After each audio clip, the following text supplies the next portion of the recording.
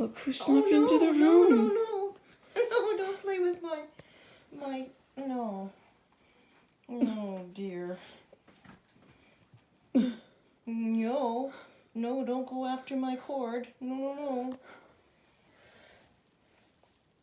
Over here.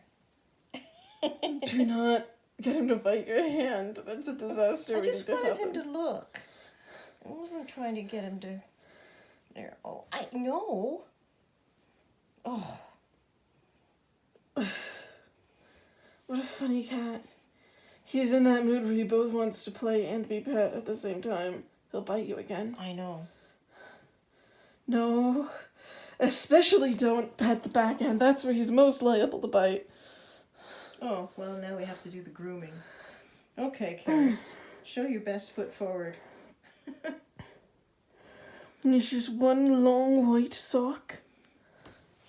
Zoom in on the details.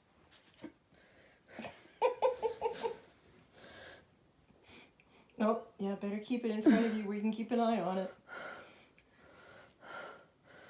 Keras has such weird proportions. She's got such chunky shoulders. How are you feeling about leaving my room, Keras?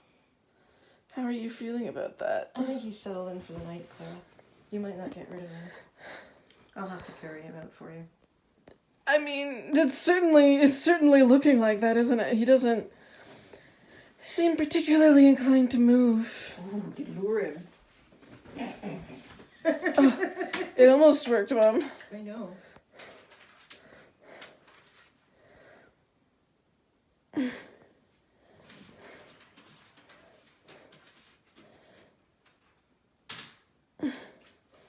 He's watching it. You think it'll work?